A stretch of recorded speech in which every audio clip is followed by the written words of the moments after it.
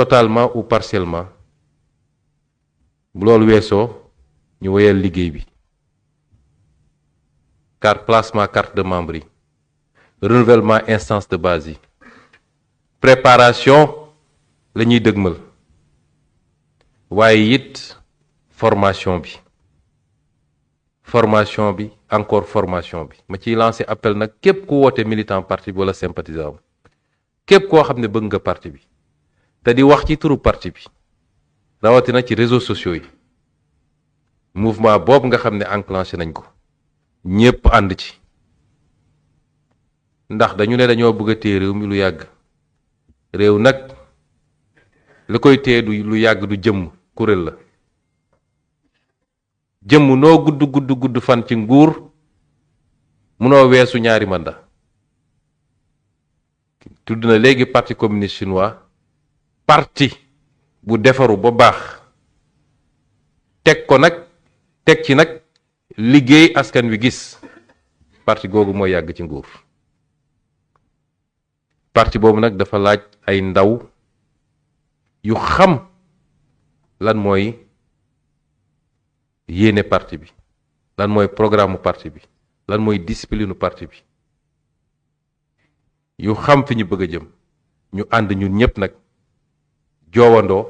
bu boobaa la ci des yëpp dina yomb étape yi ciy tegu yëpp am na agenda bu ñu defar ba noppi laata lii di am semaine passée li ñu njëkk a def mooy valider règlement intérieur bi nga xam ne moo ñëw mottali statut parti bi kon ci processus dañu nekk ci lii ñuy taxawal tey ñëpp xam ngeen ni conseil national daanaka constitution bi wala représentation bi escalité la da ngay nekk membre bureau politique nekk membre conseil national da ngay nekk député nekk membre conseil national da ngay nekk coordonnateur départemental nekk nga membre bi conseil national bi muy fii muy diaspora bi noonee lay demee waaye lii ñu taxawal tey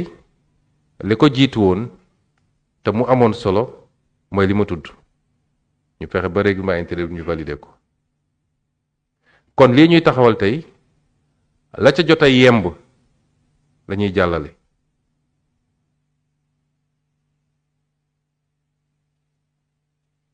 processus de désignation de leurs membres masalan lenn ci diaspora bi loolu amul problème saa suñu paree rek ba dëppoo bu ñu désigner ki mu doon day ñëw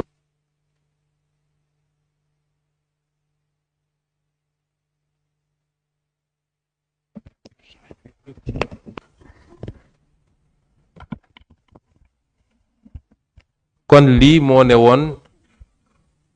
ci motifu daje tey bi def nañ ko ci jàmm ci tey ak ci dal ci niñ ko yàgg xamee ci Pastef bu ñu dajee suñu biir ma ne woon nag lii prétexte la aussi pour ma waxtaan ak militants yi militantes yi sympathisants sympathisantes yi et au-delà waxtaan ak réew mi dinañu waxtaan teg ko niñ ko daan defee ci dëgg ak dëggu ndax lii ñu yor tey ñun ñépp am nañ ci responsabilité waaye dama jàpp ni man mii dama ci am responsabilité morale bu bokkul ak responsabilité kenn nag dama teg ko foo xam ne yéen ñépp xam ngeen ko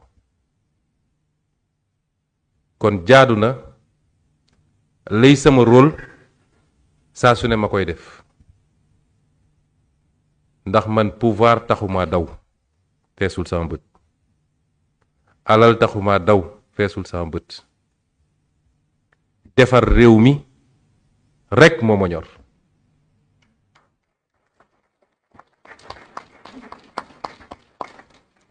te loola ak ku ma koy jëflanteel dama koy teg ci dëgg rek. léegi nag sama wax mun naa ñagas li nit ñi wax waaye duñu musa ne waxam incorrect na ndax saaga na wala xasse na. dafa fekk dañoo nekk ci réew moo xam ne léeg-léeg problème dégg-dégg day am. moo tax dinañu waxtaan teg ko ci dëgg.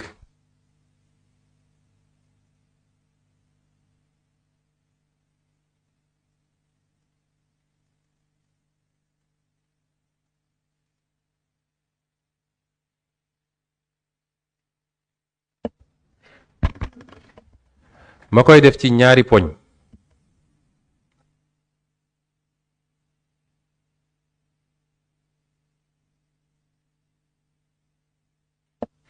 fàttaliwaale Sénégalais yépp. poñ bi ci njëkk mooy fàttali sama bopp. fàttali leen yéen ñii fi teew. waaye fàttaliwaale mboolem seen militant Pastef. jël seede nag askanu Sénégal yépp. parce que ñoo woote woon ne nun nag defuñu politique politicienne. ñoo woote woon delloo suñu politique fi nit ñu baax ñi nitu diine yi sax laa waxoon teg politique mooy teg ko ci njub kese ak njëriñu askan. te lépp luy mbirum jëmm ñu teg ko fële. naa loolu la ñu woote woon. lan moo ne woon suñu engagement politique. gëw ma ni ñi toog ci salle bi yépp gëw ma ni ku bokk ci Pastef am na ku war a gën a mun a taxaw wax lan moo ne woon suñu engagement vis-à-vis de askan wi que man mi. ndax yàllaa def ñu taxaw parti. musuma laaj kenn ne ko dama bëgg a jiite parti bi. ñu daje ñoom ñépp ne maa leen doy ci jiite parti bi. musuma xëccoo poste président te duma ko xëccoo. bañ ko tegee sama loxo mu wéet ak sama bopp ne jàpp naa ni lii lu may layoo la. donc naa ci jiital fulla ak ngor ak njub ak bëgg réew mi. ñi ma àndal yépp nag ma essayé leen tette ci loolu teg leen ci loolu parce que noonu lañ joxe insuffler parti bi son âme. doore nag ci zéro ba ñuy door politique koo ne woon Ousmane Sonko mu ne la kuy kooku koo ne woon Pastef mu ne la xanaa daayira la. ba ñuy door politique daan nañu wër kan moo ñuy ubbil bunt pour ñu am benn émission pour mun a wax Sénégal yi dégguñu ndax amuñu woon passé politique musuñu woon bokk ci parti waaye ñu gëm ko nekk ci ay benn di ñëw ba yegg si fii tey. waaye lan moo tax Sénégalais yi dégluñu dégguñu ba tànn ñu suñuy biiru moroom. loolu buñ koy di fàtte mukk nag ndax tey nous sommes à l'épreuve du pouvoir. mbokk yi pouvoir dafa doy waar. pouvoir jafe naa mucc. tey nous sommes à l'épreuve du pouvoir. lan lañu waxante woon ak Sénégalais yi.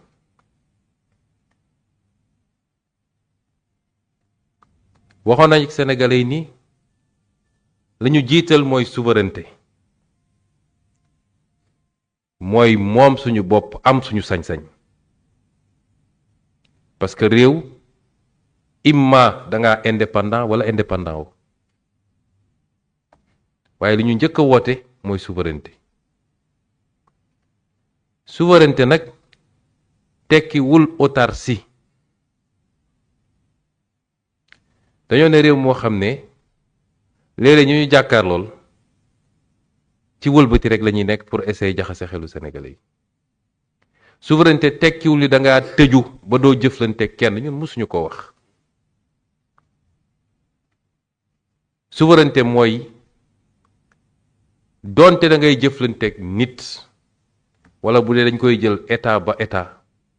doonte da ngay jëflanteeg état na doon ci respect mutuel. benn na nga am ful la sàmm sa intérêt réew. ñaar yi bu dajee amul réew ci àdduna boo xam ne mënoo jëflanteeg moom. nit ñi léeg-léeg dañuy tudd réew mi nga xam ne moo ñu nootoon. ku dellu ci samay waxu démb dama doon wax nous ne sommes ni contre ni pour tel ou tel pays, mais nous sommes pour le Sénégal. bu ñu nangulee ci loolu, ku ñu nangul ci loolu ak lu mënoon a xew suñu diggante mën nañu xool lu ñuy jëflanteeg yow. souveraineté ñu teg ci réappropriation de nos ressources, mooy lépp lu ñu yàlla xéewale ñu fexe ba téye ko suñu loxo. ressources financières mooy li ñu am as tuut ci koom,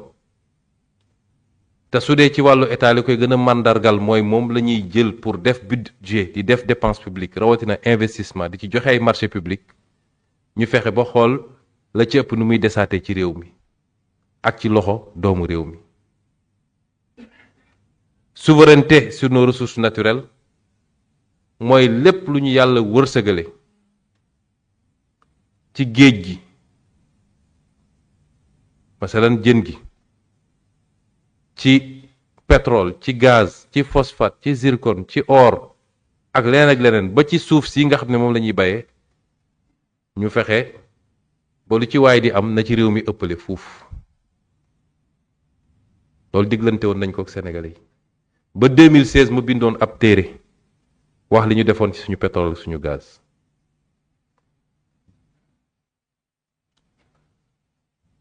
souveraineté wala ñu teg ci li ñu tuddee woon fexe ba yorinu réew mi doon yorinu bu sell, gestion transparente accompagnée de reddition des comptes. lii dañ ko diggantoon ak askan bi, mooy fexe ba kenn ku nekk sa sañ-sañ du wees li la yoon tënk ci say responsabilité. moo xam alalu réew mi ñu dénk la ko ne la lii na dem ci hôpital, lii na dem ci tali, lii na dem ci courant, moo xam sañ-sañ bi nga yor ci doole ñu ne la bu ko jëflante, bu ko utiliser pour faagaagal nit. loolu engagement bu rëy rëy la woon ci suñu engagement, ñu jël ko digganteeg askan wi. newoon it li nga xam ne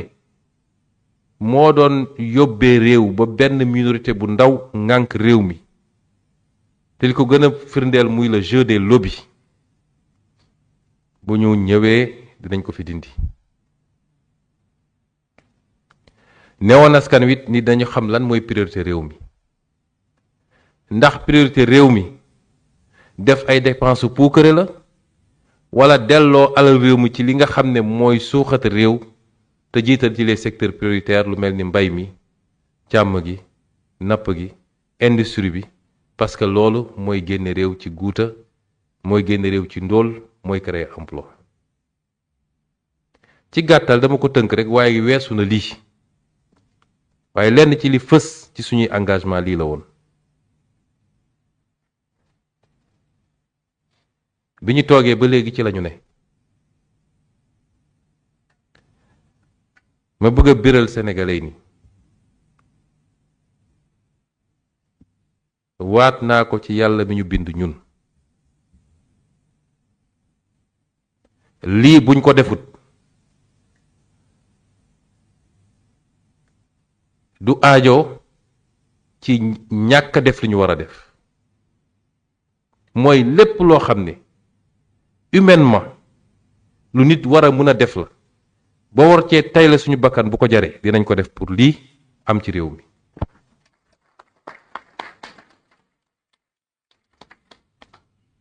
réew nag dañ koy tabax ku wax tabax wax processus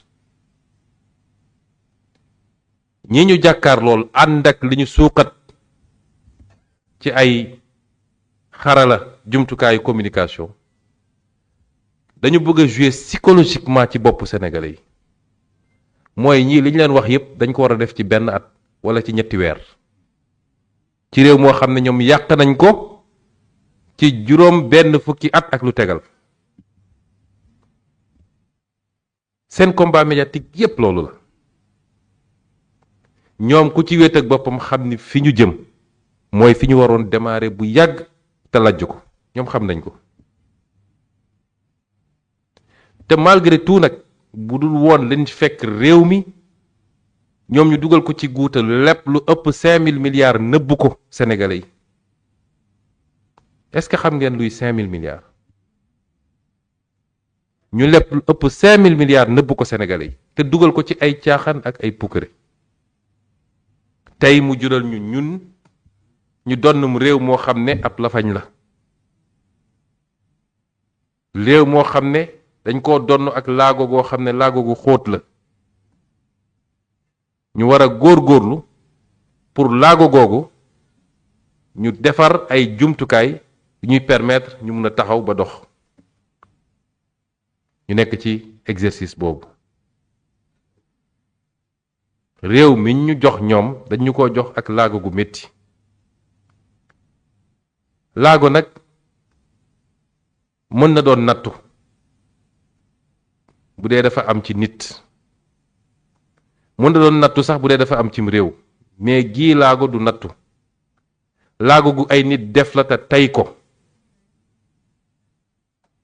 laago gu ay nit def la te tey ko te teguñu ko lu dul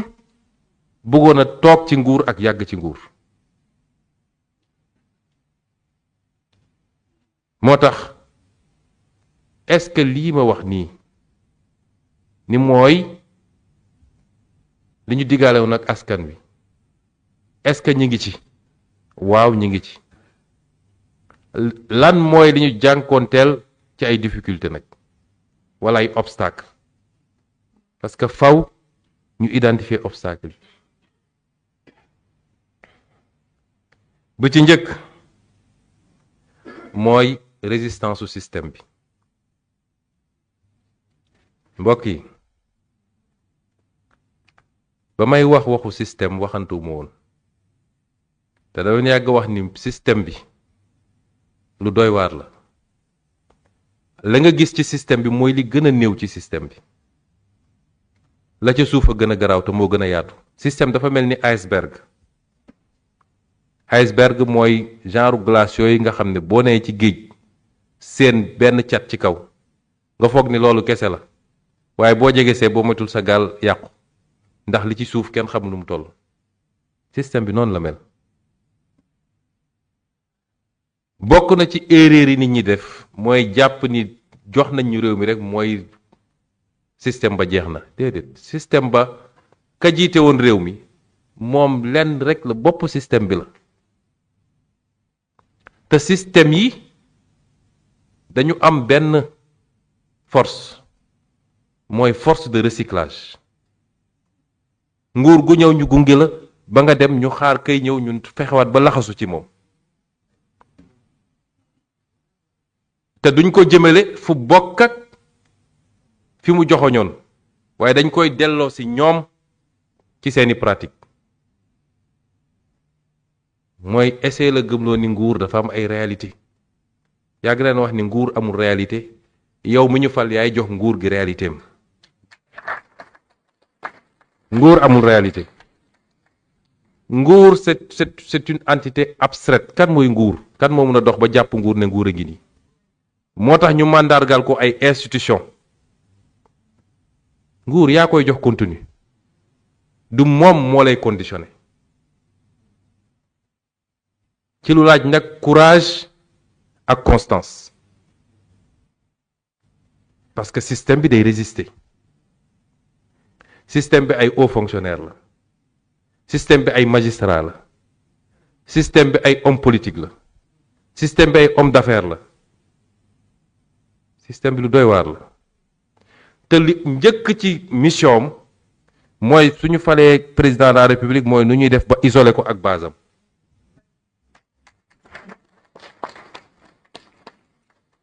mooy premier manœuvre système bi parce que moom li mu bëgg a occuper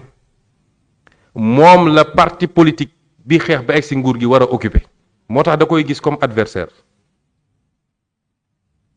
Eh bien dégg nga maam l'état c'est compliqué nous on est de grands commis ñun ñoo xam ñun ñoo mën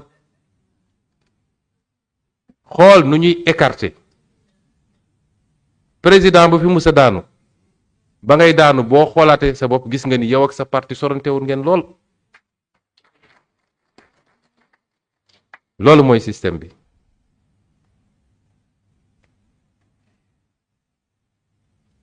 moo tax am na ko wax léegi tudd état tudd parti ñi ngeen di dégg ñuy wax ñépp léegi dañ naan l'état parti Pastef état parti mooy yoon xam ngeen ndax lan suñu delloo ci science politique c'est pourquoi en Amérique on dit administration Trump administration Bush kuy ñëw da ngay àndaale sa administration parce que da nga liggéey def programme ñii gëm programme bi ñëw ànd ak yow nga jàkkaarloog ñeneen ak ñeneen muy ku yor nguur gi muy ku yor opposition ku nekk yor programme am nga daw di xeex ba Sénégalais yi wóolu la jox la da ngay am courage yu ànd ak ñi gëm programme bi ànd ak ñi xam programme bi ngeen assumer seen responsabilité bu baaxee yéen la bu baaxul yéen la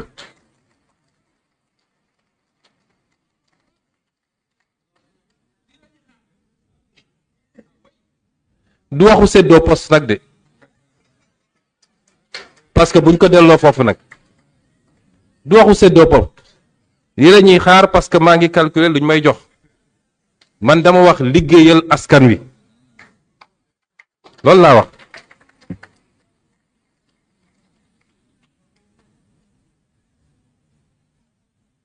système boobu mooy li ngeen gis nii boo laalee dara rek ñëpp jëgandoo société civile lenn ci société civile bi ndax dafa am Sénégal ñoo xam ne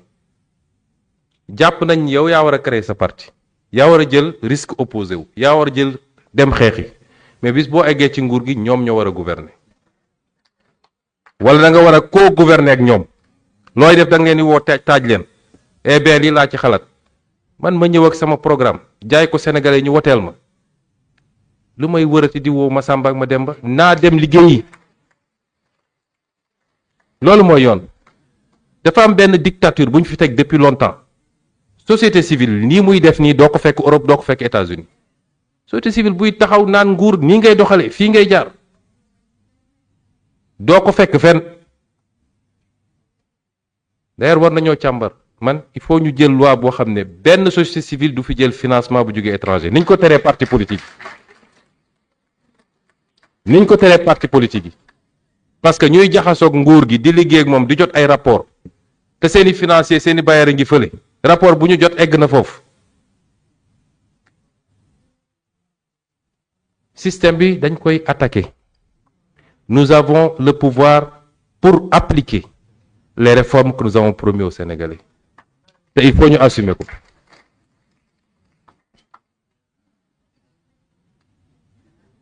boo tuddee magistrature ñëpp jóg yooxu dégg naa sax ñu ne dama doon ñaan audience su magistrature xam nga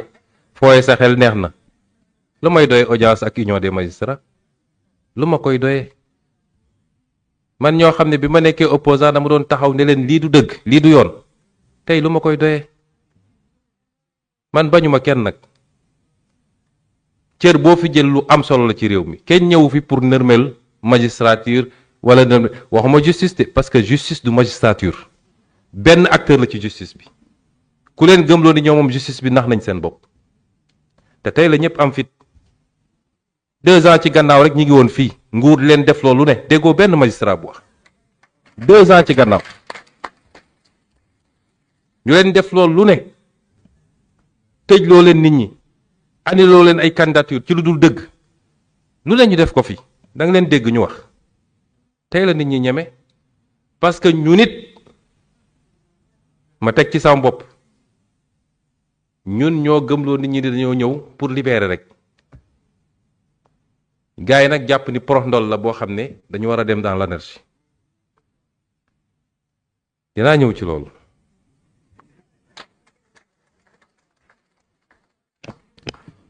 li ma wax ni noonu la amee fu ne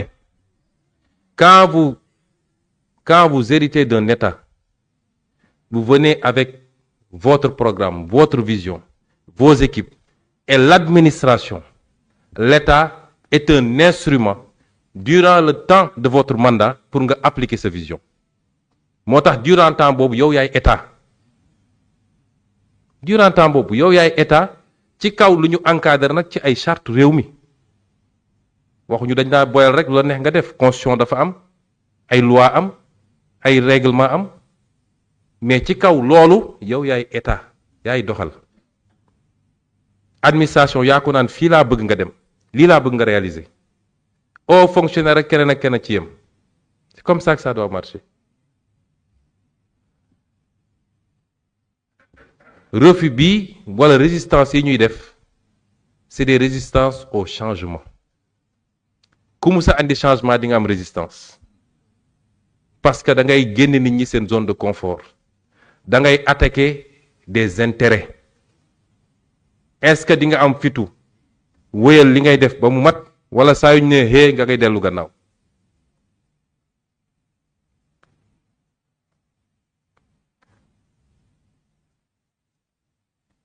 am na it li nga xam ne mooy ñi ñu jàkkaarlool nag ci wàllu politique ñoom xam nañ ni dooley politique yoratuñ ci dara ñoo ko gën a xam seen bopp mais dafa am benn stratégie bu ñu jël mooy nañu fexe ba def kawoo ci réew mi te lépp ñu ngi ko teg nag fañ koy nasee xam nañ ko fuñ koy waxee xam nañ ko yor nañ ci ay preuve muy fii muy bitim réew mooy nañu xëy di désinformer ak di saaga lépp dañ ko lal ci loolu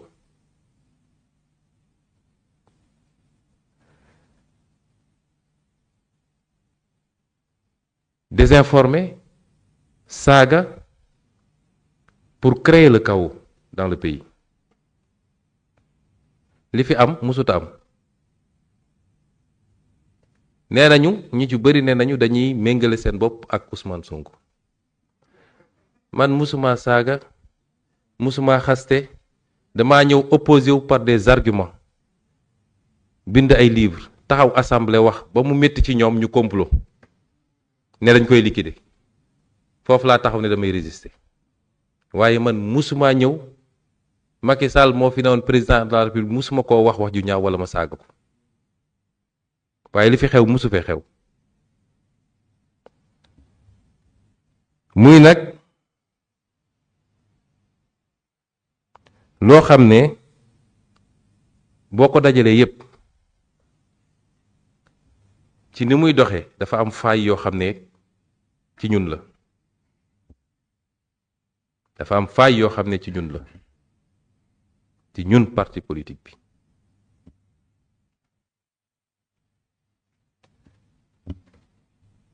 parti politique boo xam ne ñooy parti politique bu ëpp doole ci Sénégal ndax ñaari at ci gannaaw ñetti at ci gannaaw taxaw nañu jàmmarloog nguur kon kenn ëpp ñu doole li fi am yépp benn cible la faraluma di wax samay mbiru bopp waaye tey dinaa leen wax tuuti parce que dafa jot li fi xew yépp benn cible la mooy Ousmane Sonko ñu war a poser wu la question du pourquoi lan moo waral loolu cette haine contre Ousmane Sonko parce que jàpp nañ ni kii mooy verrou boo xam ne faw ñu tëbal ko bu ñu bëggee egg fi ñu bëgg a egg ñoom loolu lañ jàpp mu am lenn ci ñun ñoo xam ne peut-être gëm nañ ko gis nga ñii am nañu haine ci Ousmane Sonko waaye bu leen ki dara nax leen intéressé mooy pouvoir bi su veru Ousmane Sonko tëbee ci Bassirou Diomaye Faye lañ jëm directement ñoom pouvoir bi moo leen tax a jóg man taxuma leen a jóg de man ci règlement de compte la ci haine la parce que jàpp nañ ni bu ñu ñàkkee kii moo ñu ñàkkal jàpp nañ ni pour ñu jot fi ñu bëgg a dem faw kii tëb waaw lan moo tax ñun suñu parti politique on n'a aucune réaction face à cette situation lan moo tax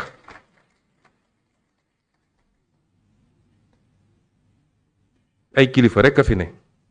réaction bi ña ca biti la ci mbedd mi xale yi la réseaux sociaux yi la ñi nga xam ne jotuñu benn ndombal tànk ci réew mi ñoom ñooy continuer xeex bi ba tey fii am na ñoo xam ne tooguñu sax ñoom ñi ngi ci yeneen plan commencé di bëgg a andi ay clan fii ci biir parti politique bi fii am na parti politique bi maa ko jiite bi mu dugg commencé ba léegi musuma am clan ñépp sama njaboot lañ tëddee njaaxaanaay du tey lay am clan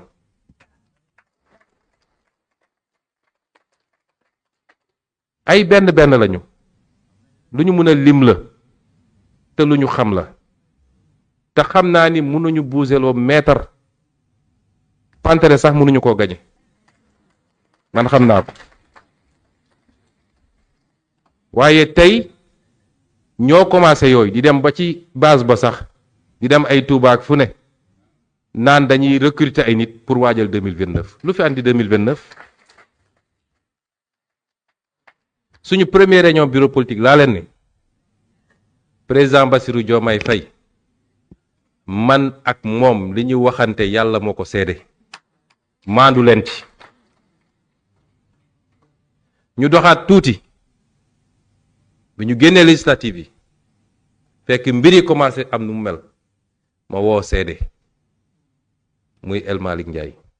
mu toog ma toog président Diomaye toog ma ne ko lii ak lii ak lii la ñu waxante woon Cap Manuel dëgg la wala du dëgg mu ne dëgg la ma ne ko lii ak lii ak lii parce que man lu may def ci àdduna rek dama koy def mu leer nañ kon parti boo xam ne bu jëf jotee ñu ne Sonko génnal élection bi parti bi di parti ba léegi fii ñi fi toog ñépp taju falu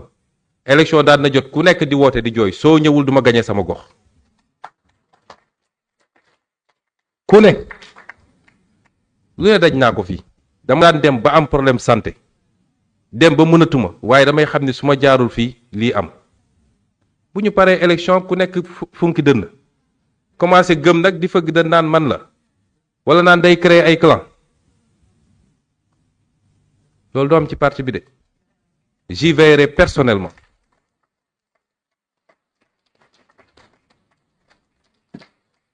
te it na ku nekk jël responsabilité am bu fi kenn embourgeoisé wu parti bi li ko andi fii buñ ko bàyyee gis safaan ba léegi parti dafay am identité dafay am âme dafay am sa personnalité assumer ko nag dans l'opposition comme au pouvoir loolu mooy parti et je suis le mieux placé pour dire quelle a été la ligne tracée pour le parti ku ko bëgg a changer nag mën nga dem xool feneen le parti restera un parti de combat comme il a été dans l'opposition tey da koy nekk pour réaliser les engagements qu'on a pris en vis-à-vis des Sénégalais te xeex bu rëy la laaj. lii xew nii baaxul rafetul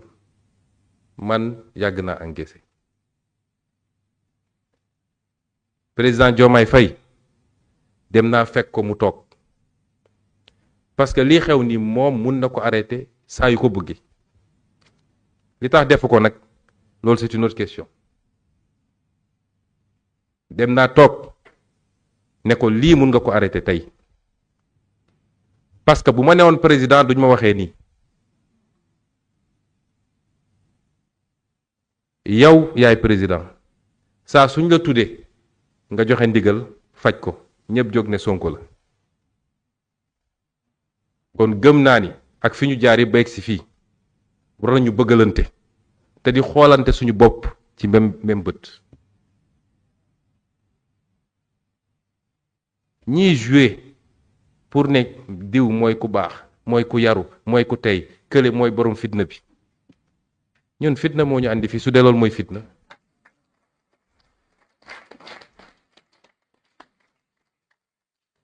damay laayante biir nag ndax lii dama ko wax biir néeg waxaat ko amul avancement ma dajale bureau politique bi ñi ngi fii toog wax leen li ma leen di wax amul avancement moo tax ma wax ko fii tey ñun ñëpp nañu delloo suñu xel pendant qu'il est temps ñun ñëpp nañu dellu si ci li nga xam ne mooy essence suñu combat man ñi fi nekk ñëpp dama leen xoole sama bopp te bu ma newoon fi ma war a ne am na xam ne ci réew mi du fi am faut qu'on se dise les choses parce que mënuñu nekk opposition pendant des années lépp ñu yenn ko suñu ndodd tey ñu jël nguur mu mel ni bi ñuy nekk opposition sax moo tane woon du yoon du dëgg foofu laa toll nag foofu laa yem nag parce que du lépp la ñuy wax junju doy na boroom xel waxuma ko pour xarab Masamba wala pour xarab Mademba président Diomaye sama xarit la sama rakk la fi mu toog yéene naa ko billaahi yàlla xam na ni yéene naa ko yàlla xam na ko te lor njewuma chaisam fii ci biir réew mi dafa am ñoo xam ne dañoo dogu waat sax ni Ousmane Sonko ne sera jamais président de la République fii ci biir réew mi am na ma wax leen ni man loolu terew maa nelaw wallaahi terew maa nelaw parce que bu ñuy door politique laa yàgg wax sama émission yi bi may judd yàlla bindul sama jëb yi président de la République waaye nañu rafetal mbir yi rek ñun yàlla faluñu peuple sénégalais faluñu pour ñuy seet lu neex société civile ak lu neex opposition faluñu ñu pour ñu jubóole une poignée de personnes yoo xam ne lu yàqu ci réew mi ñoo ko yàq ba pare ñëwaat toog am sañ-sañu tey gën a am dangar le Sénégal n'a pas de crise n'a pas de problème sénégalais yaa ngi 18 millions de sénégalais ñiy yor seen làmmeñ di mbépp mbépp yépp matuñu 10 000 matuñu sax 1000 le Sénégal n'a pas de problème démb 20 heures boo rombee fa ñu doon defee entendre nit doo fa gis ñetti nit amuloon sax nit Sénégal amul benn problème problème mu autorité la am problème mu autorité la am et il faut qu'on prenne nos responsabilités par rapport à cette situation-là wa imma nan nu bàyyi ñu doxal nañ ma bàyyi ma gouverner nañ ma bàyyi ma gouverner ba xam ndax mbir bi dina demee nii loolu rek moo fi am kenn gënumaa yaru nag kenn gënumaa tey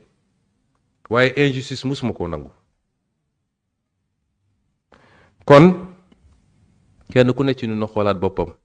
50 ans au pouvoir bu dee nii la ñuy doxalee duñu def sax 2 semaines ci pouvoir lii duñu téye ci pouvoir bi teyit nañu dellu si ci parti bi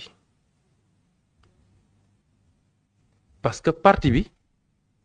dafa war a yëg su ma nee parti bi man maa jiite parti bi parti bi waruñu koo exclure ci dara ci ni ñuy doxalee réew mi dañu war a am ay espace yoo xam ne premier ministre bi day ñëw toog président de la République ñëw toog lenn ci kàngam parti bi toog nañ ko daan defee bi ñu nekkee opposition ñu waxtaan ci orientation yi waxtaan ci yenn décision yi parce que ñii di def yépp seen premier manœuvre wax naa leen loolu la yow yaay président de la République yaa am tel pouvoir constitutionnel couper la carrément soo moytul ak ton parti politique nañu dellu si nun dafa am nu ñu daan doxalee maa jiite parti bi ñoom xam nañu dama daan woo ñëpp léeg-léeg sax de manière informelle sama kër ñu toog añandoo waxtaan jël les décisions nañu dellu si ci loolu dara warul ump parti bi du ñëpp ci parti bi nag mais lii kàngamu parti bi war nañu xam lan mooy politique diplomatique gu réew mi lan mooy suñuy préoccupation sécuritaire lan mooy lan war nañ koo xam parce que sinon on fera ce que les autres faisaient et ça produira les mêmes résultats exactement ba tax dégg naa sax ci ñu bari ñu naan ñoom ñi nga xam ne jàpp nañ ni Sonko mooy seen problème dégg naa ñu naan démission am na ñu doon manœuvrer ne comme dafa xaw a bëri principe am na buñ ko poussé rek dina démissionner fenn laa demut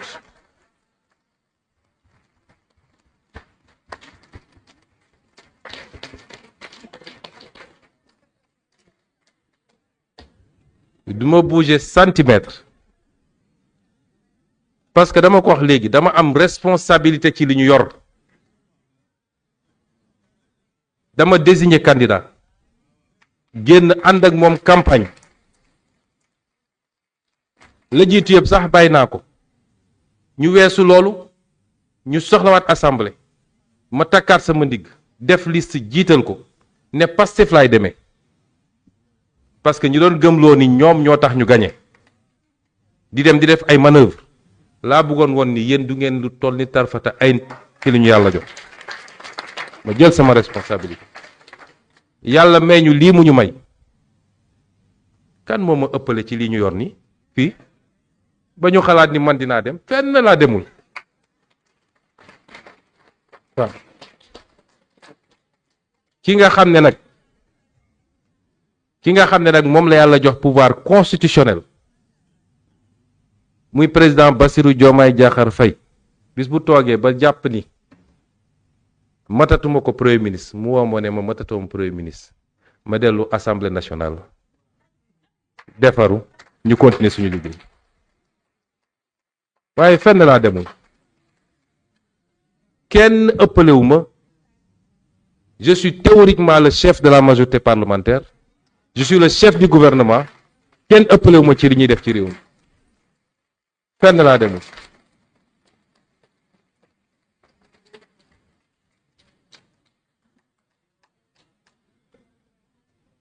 ma bëgg nag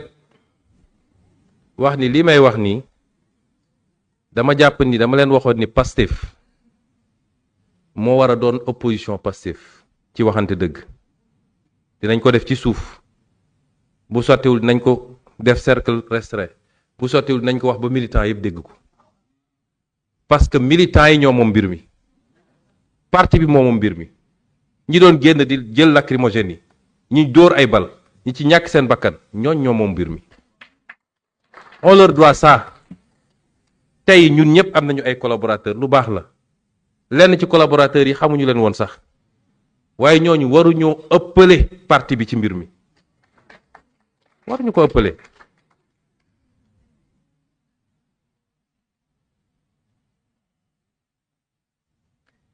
ma bëgg nag pour bañ a guddal réitérer li ma wax di ko wax askanu Sénégal yépp ala kulli xaal li ñu waxanteeg Sénégal yi nañ ko def mais may dellu di wax ni xam naa ni askan wi yépp wala li ci ëpp tey la ñu gën a ànd ak ñun. bouillonnement médiatique bi bëri na muy les mêmes médias yoo xam ne ñoo ñu doon xeex loolu it ma wax ci mbokk yi. na Pastef bàyyi di dem ci ay télévision yoo xam ne dañuy xeex. yàgg naa ko wax bi ñuy ne opposition ñu naan ma non il faut ñu dem fa ndax sinon on laisse la place aux autres. Pastef télévision andiwu ko fi mu ne liggéey yi xale yi def ci réseaux sociaux yi rek doy na ci Pastef. dem ci plateau boo xam ne ñu jël ay chroniqueur opposition ngi fi doo gis chroniqueur Pastef ñëpp wër la contre la. Amadou Ba jàmbaar la macha allah li mu def baax na waaye bu Pastef demati ci télévision yooyu ñoo xam ne ñan ñoo fi bindoon en 2019 bi ñuy démarrer suñu campagne ni Tullow Oil daf ma jox xaalis du groupe boobu ñan ñooy bind chaque jour lu bon ci Pastef lu ngeen fay defi bàyyi leen ak seeni télévision gis nga nit da ngay am fulla ci yàlla rek a fi ne. te ku gëmloo nit ñi ni presse moo am pouvoir ba mën presse su amoon pouvoir ñun duñ fi toog amul lu ñu deful pour détruire ñu du presse bi yëpp nag waaye li ñuy wax ni groupe yi gën a vis amul lu ñu deful pour détruire ñu amul yàlla lu mu ne day yegg kon waa Pastef la ma leen waxoon 2016 wax leen ko 2017 waxaat leen ko tey bàyyi leen di dem ci télévision yooyu. ku lay xeex ak jumtukaayam da nga koy ba waaye man nag ku ma xeex ma xeex la de man ku ma xeex ma xeex la te ñiy jël seen jumtukaay ne ñun la ñuy xeex nañu xam ni dinaa leen xeex ba ñu yëg ko et j'assume mes responsabilités.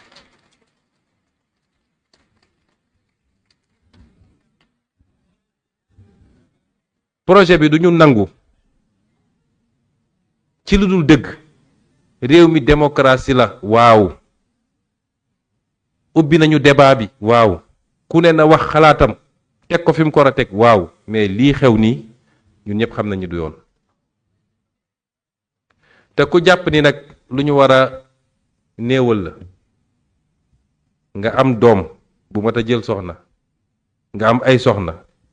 bis bu ne nit taxaw wax lu ko neex ci koo xam ne da nga représenter institution Sénégal di tukki partout dans le monde ñu yëkkati la parce que Sénégal nga représenter. loolu war nañ ko seetaan ci réew mi après ay société civile tous les fumiers laa ñëw taxaw naan droit de l'homme ak et j'interpelle ici encore le président Bassirou Diomaye na ko régler mbaa mu bàyyi ma régler ko na ko régler mbaa mu bàyyi ma régler ko je suis très clair kon la ñu war a def ci Sénégal dañ ko def ba mu mat sëkk ma dalal xelu sénégalais yi waaye dañu soxla sénégalais yi lenn ci média yi dañoo bëgg a nërmal xelu sénégalais yi saa yu ñu xëyee xool leen débat yi ñuy génne li ñuy bind Sénégal dem leen jël tous les médias du monde même les pays les plus démocratiques entre guillemets doo gis médias yu mel nii amul ci Sénégal amul ci àdduna. Le peuple sénégalais doit démystifier ça. daa di defaru ñu ànd liggéey njub am na fi kenn dootu fi sàcc àll réew mi fii ñi fi nekk ñëpp ay ministre ngi fi ay directeur général ku fi sàcc xaalis réew mi kaso nga jëm kenn dootu ko fi def te justice nag ñu koy interpellé waat na def liggéeyam ñi ñu fi torturé ñi ñu fi rey ñi ñu fi sacrifié justice na def liggéeyam kuy woote indépendance da ngay def sa liggéey ñi jël alalu réew mi am na ñu fi doon convoqué ci ay autorité dem ma gisee ñu dem ne dañuy dem soutenir ñu war leen doon convoqué avant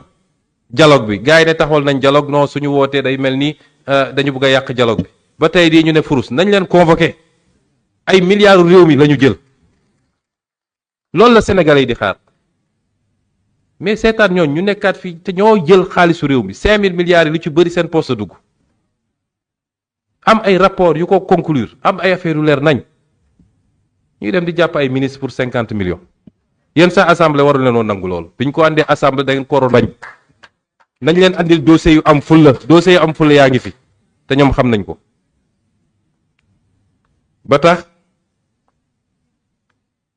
on a besoin fan yi di ñëw dinaa présenter le plan de redressement réew mi dañ ko war a redresser ci wàllu koom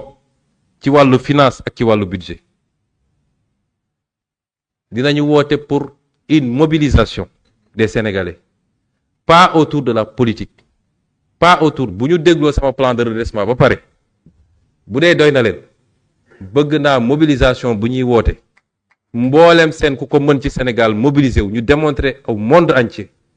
que ñun xam nañ fi ñu jëm te le peuple sénégalais est derrière son gouvernement et derrière son président de la République pour qu'on réussisse ce qu'on doit faire. réew askan moo koy soppi les dirigeants isolés ne peuvent rien faire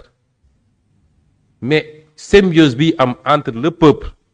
qui comprend fi ñu bëgg a jëm accompagner ko ak li nga xam ne mooy leadership bi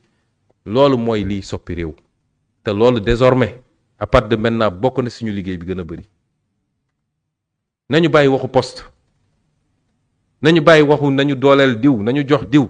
dañu toll ci phase boobu buñ ko réussir leneen lu ñuy wax yëpp day yomb après mais bu ñu toogee fii toogaguñu sax ku nekk naan li tax faluñu kii li tax joxuñu kii député yi nañ leen yokkal diw nañ ko defal bu ñu moytul peuple bi ci boppam moo ñuy gaaw a jéppi parce que loolu fi ewoon ba peuple bi jéppi ñooñu nañu def preuve de dépassement don de soi pour la patrie ñoo ko bind suñu statut don de soi pour la patrie dañu dellu ci loolu di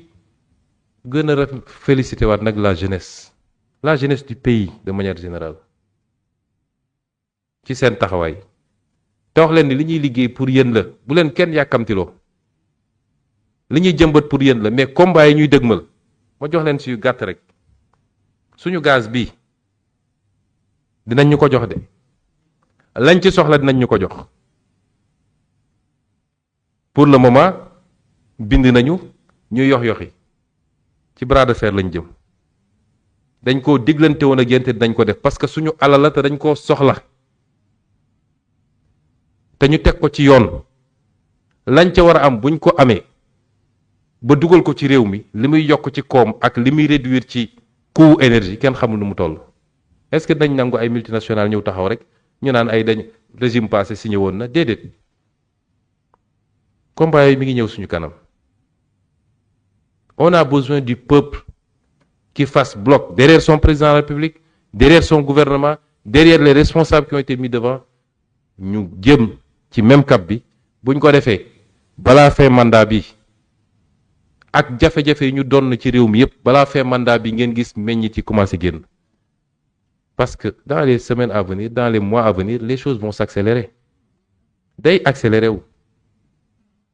kon lii appel la bu ma jëmale ci peuple bi di woo jeunesse bi à rester plus mobilisée que jamais nun dara duñu soppi fi ñu newoon lañu nekk te li ñu diglante woon a jëm nañ ko def ba mu mat sëkk la ñuy def fi mu toll nii ñi yoroon réew mi pendant des années et des années bu ñu ko defoon tey fu ñu tuddee Maroc tudd Sénégal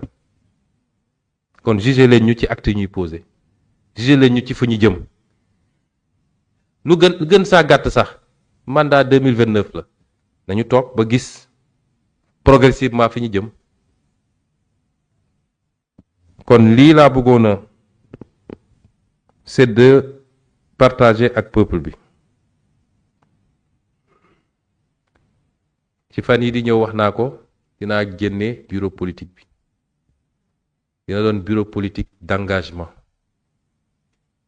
bureau politique de combativité bureau politique de loyauté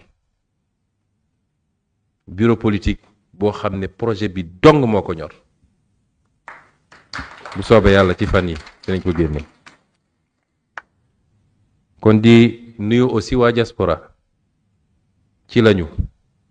démb ak tey jafe-jafe ñu nekk ak liggéey bi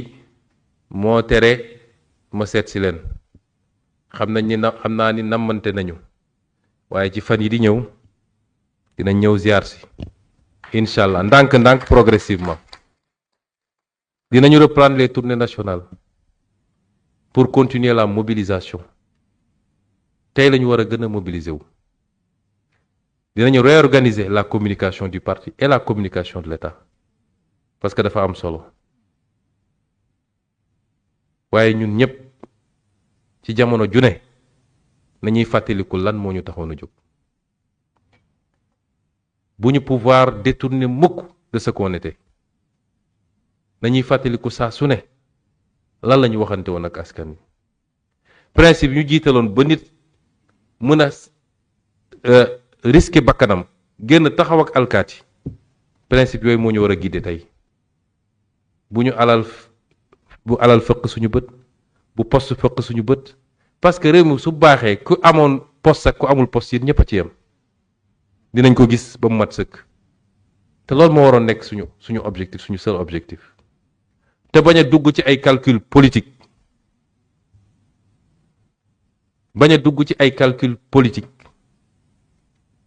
musuñoo dox ci calcul politique bu doon calcul politique ak jiital suñu bopp candidat du am ci parti bi nañu dellu si ci loolu. ñu ngi leen di gërëm di leen sant di leen wax ni lenn moom leer na sama bopp incha allahu on va réussir ba àdduna yëpp xam ne réussir nañu asalaamaaleykum.